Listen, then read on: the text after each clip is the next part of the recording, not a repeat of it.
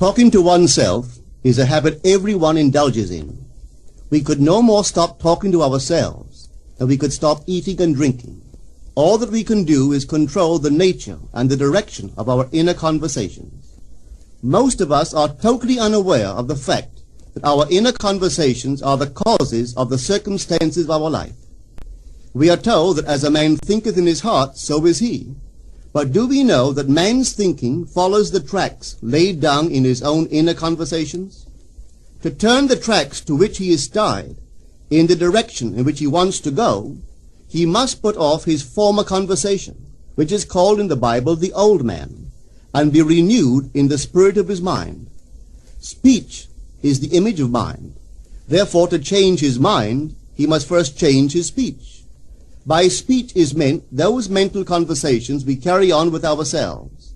The world is a magic circle of infinite possible mental transformations, for there are an infinite number of possible mental conversations. When man discovers the creative power of inner talking, he will realize his function and his mission in life. Then he can act to a purpose. Without such knowledge, he acts unconsciously. Everything is a manifestation of the mental conversations which go on in us without our being aware of them. But as civilized beings, we must become aware of them and act with a purpose. A man's mental conversations attracts his life.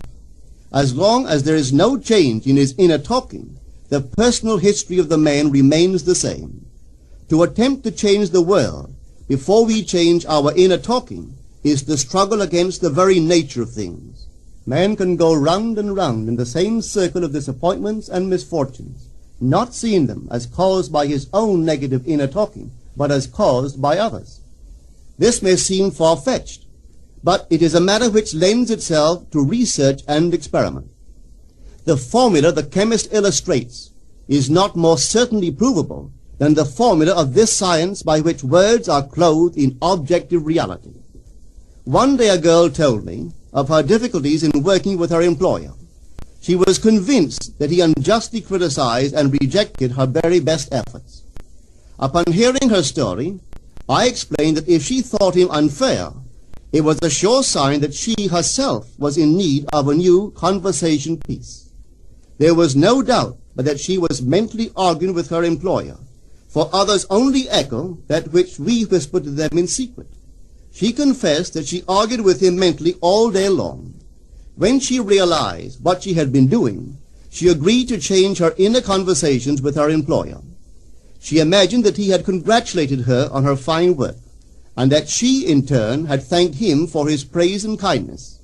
To her great delight, she soon discovered that her own attitude was the cause of all that befell her. The behavior of her employer reversed itself. It echoed, as it had always done, her mental conversations with him. I rarely see a person alone without wondering to what conversation piece is he tied. On what mysterious track is he walking? We must begin to take life consciously, for the solution of all problems lies just in this. The second man, the Lord from heaven in all of us, is trying to become self-conscious in the body, that he may be about his Father's business. What are his labors?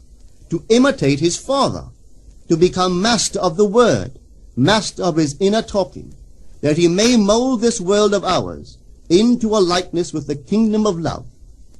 The prophet said, "Be ye imitators of God as dear children." How would I imitate God? Well, we are told that God calls things that are not seen as though they were seen, and the unseen become seen. This is the way the girl called forth praise and kindness from her employer. She carried on an imaginary conversation with her employer from the premise that he had praised her work, and he did. Our inner conversations represent in various ways the world we live in. Our individual worlds are self-revelations of our own inner speech. We are told that every idle word that men shall speak, they shall give account thereof. For by their words they shall be justified, and by their words they shall be condemned. We abandon ourselves to negative inner talking, yet expect to retain command of life. Our present mental conversations do not recede into the past as man believes.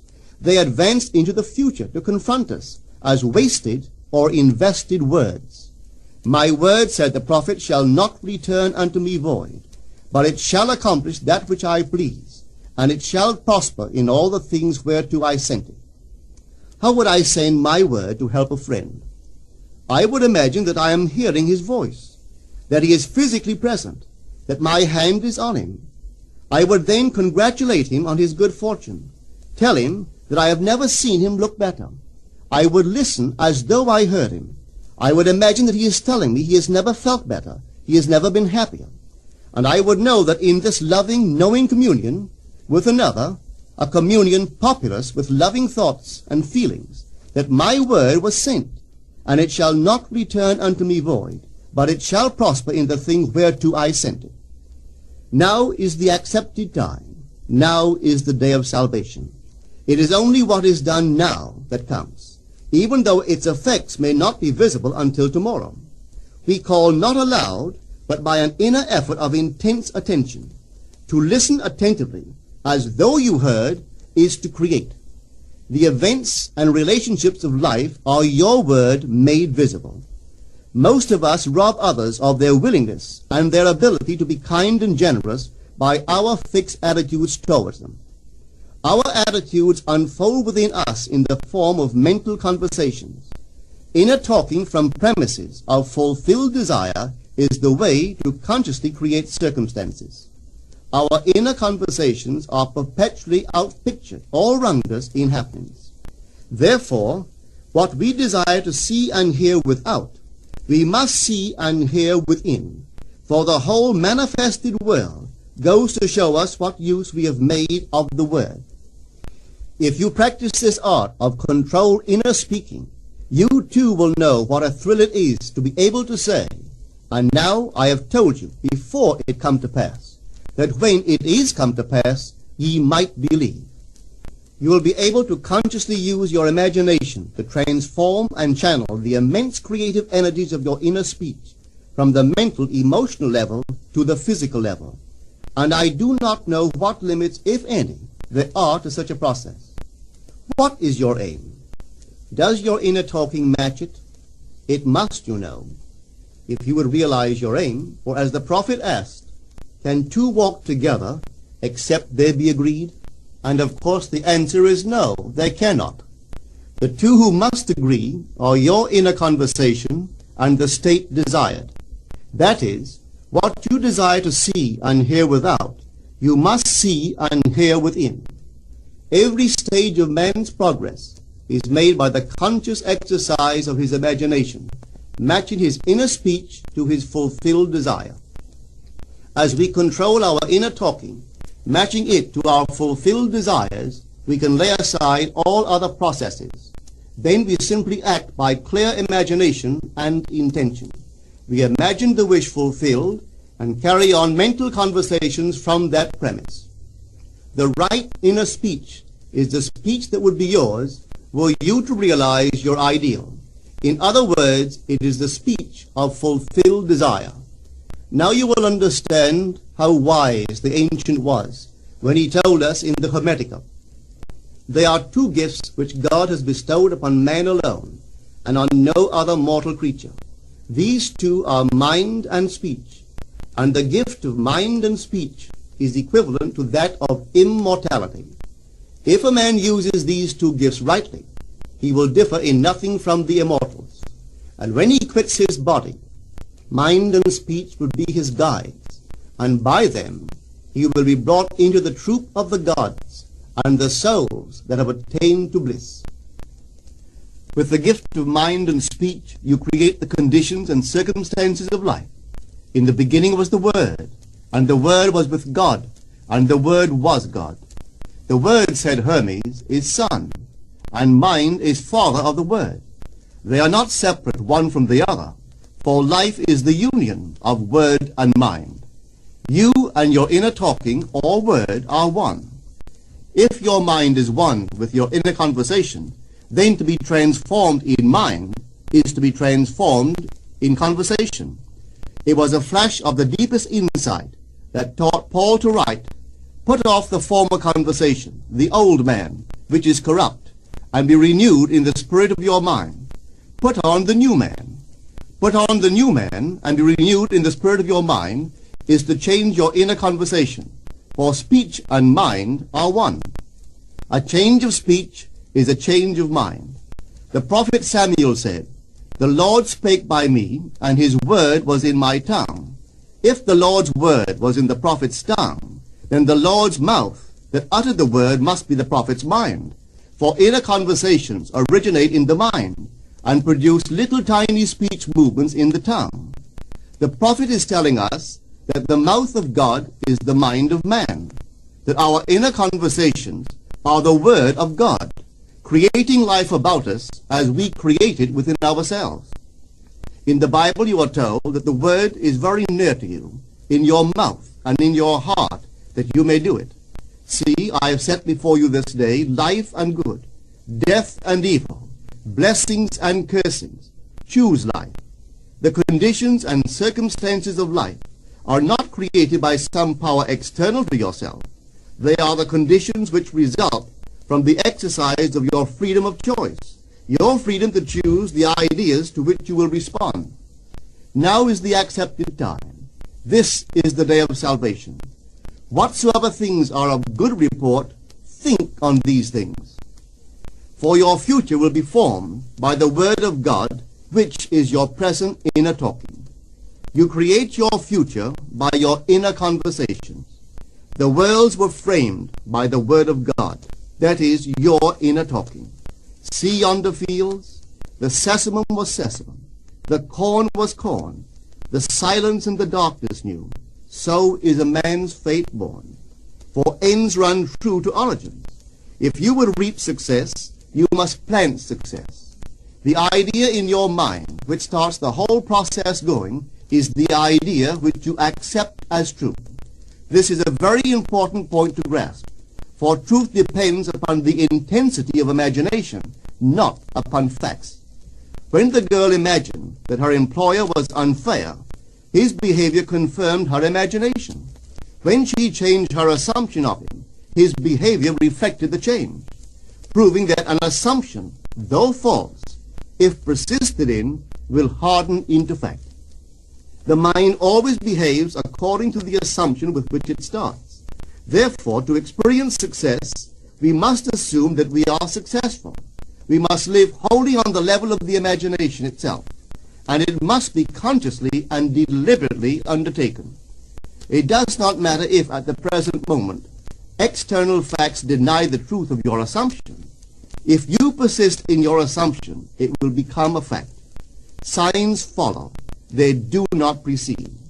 To assume a new concept of yourself is to that extent to change your inner talking or word of God, and is therefore putting on the new man.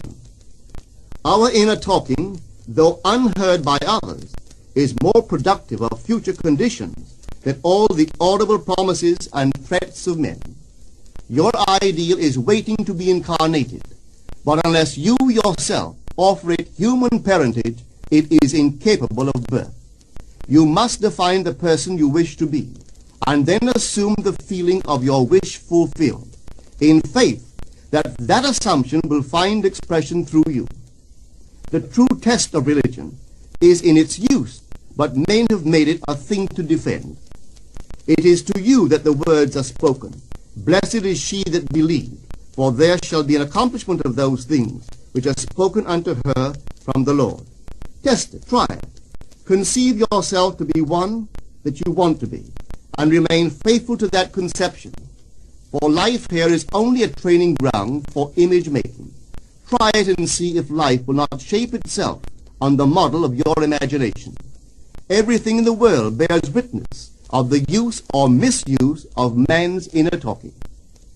Negative inner talking, particularly evil and envious inner talking, are the breeding ground of the future battlefields and penitentiaries of the world. Through habit, man has developed a secret affection for these negative inner conversations. Through them he justifies failure, criticizes his neighbors, gloats over the distress of others, and in general pours out his venom on all.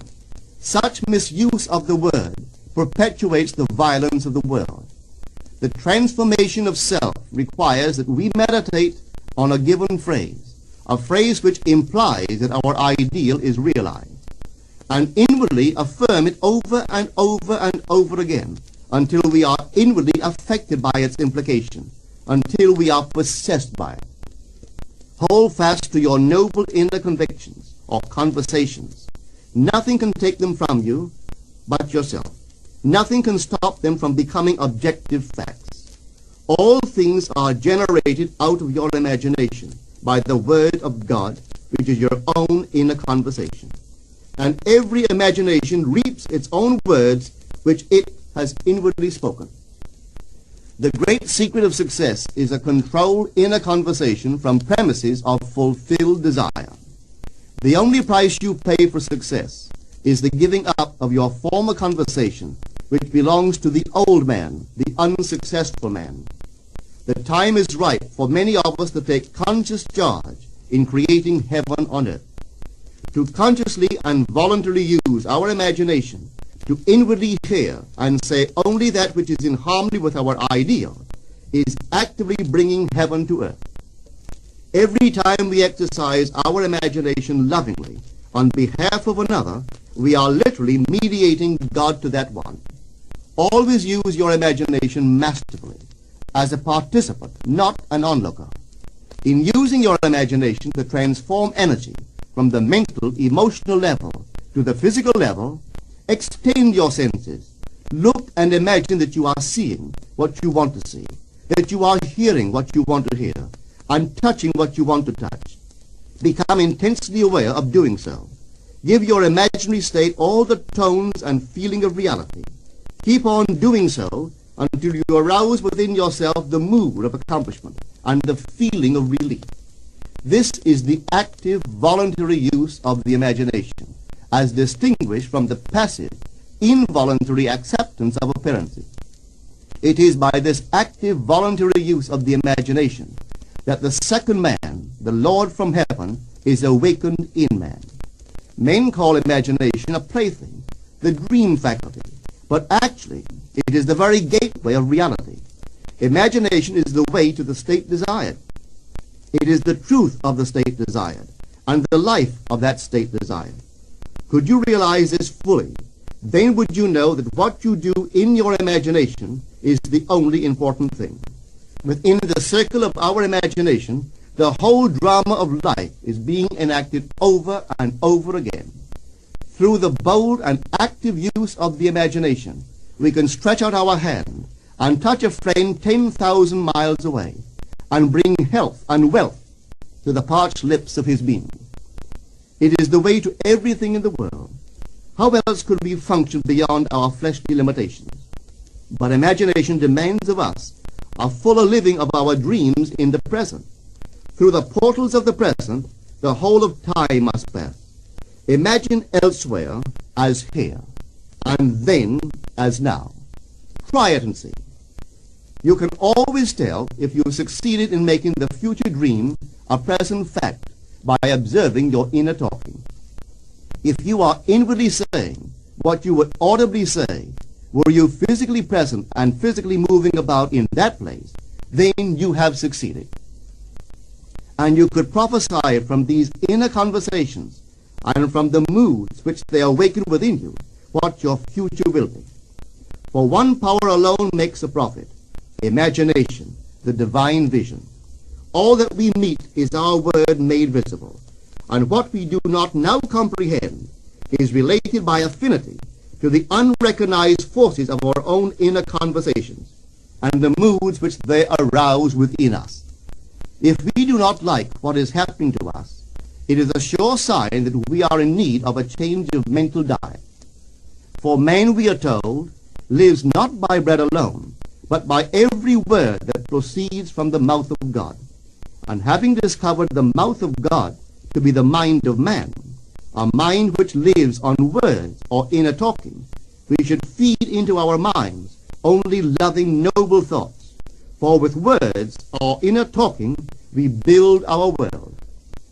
Let love's lordly hand raise your hunger and thirst to all that is noble and of good report, and let your minds starve